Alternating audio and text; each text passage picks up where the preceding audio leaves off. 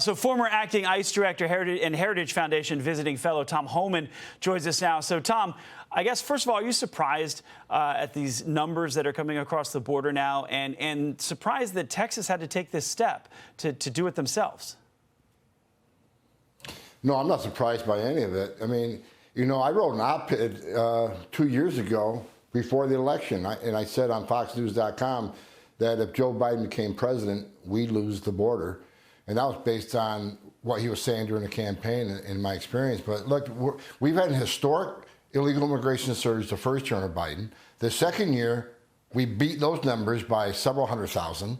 And we're on a glide path right now to beat last year's numbers. So this year, at the current rate, it's going to blow last year's numbers away. So I'm not surprised by the numbers. In Title 42, it's important. It gives Border Patrol some relief. But we have to remember, this administration has never taken Title 42 seriously.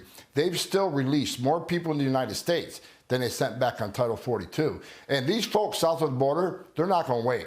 Most of them are going to cross now. But rather than turning themselves into Border Patrol, claiming asylum, and being released, they're going to be a getaway. They're going to say, I'm not going to turn myself into Border Patrol. I may be returned under Title 42. Now I'm going to try to get away. So you're going to see the getaway numbers climb. Interesting. So, you know, and CBP sources are telling Fox News that the U.S. is averaging now more than 6,800 encounters at the southern border per day, setting a new record for the most crossings in October, November, and December. So why do you think President Biden is ignoring this crisis?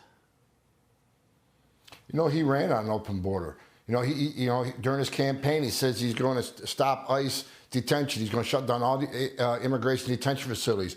He's going to put a moratorium on deportations.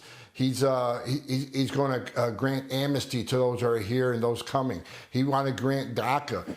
You want to give free health care to illegal aliens. When you make those type of promises, they're going to come. The most vulnerable people in the world will put themselves in the hands of criminal cartels to come to the greatest nation on earth if they think they can cross the border, be released, and not be removed. They also know this, that the Secretary of Homeland Security, on top of all this other chaos, had said this: being in the country illegally on its own is not enough for ICE to arrest you. So what kind of message does that send? You can enter the country, we'll release you, we will actually transport you at government expense to the destination of your choice, and even if you lose your case, you're just here illegally. ICE is not going to remove you. That's why the numbers are climbing. But I truly think this administration is not mismanagement, it's not incompetence. This is by design. Their plan is coming together perfectly because their plan was open borders. So in the latest data obtained by Fox News, since October 1st, Customs and Border Protection agents have reported more than 240,000 gotaways. You talked about this. These could be anybody, right? Terrorists, murderers, drug traffickers. Why is this not a national security issue then for this administration? There is a national security issue for this administration, and I've been preaching this for months. Look, they've already arrested 117 people that was on a terrorist watch list. They've arrested 117. We got, since Joe Biden became president, 1.2 million known gotaways on camera, on video. We know 1.2 got away. Border Patrol's arrested people from 161 different countries. Some of these countries are sponsors of terrorism. If people don't think a single one of that 1.2 million didn't come from the country that sponsored terrorism and come here to do us harm, then they're ignorant. Look, I'll say this over and over again. This is a national security issue of huge proportions, and this administration has not taken action on that. I've said many times, I don't care what your opinion is on illegal immigration, but when you overwhelm the Border Patrol, where 80% of them are taken off the line to process, that leaves the border vulnerable to fentanyl, it leaves the border vulnerable to criminals and gang members.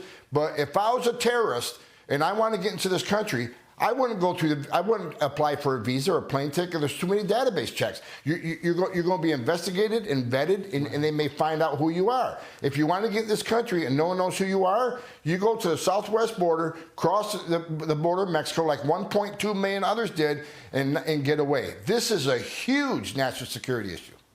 Yeah, and that's scary. In the last 30 seconds, Tom, I wanted to ask you, in March of 2021, Vice President Kamala Harris was named the border czar and tasked with addressing the root causes. She said it would take some time. Here we are 21 months later. Have we seen progress on the root causes?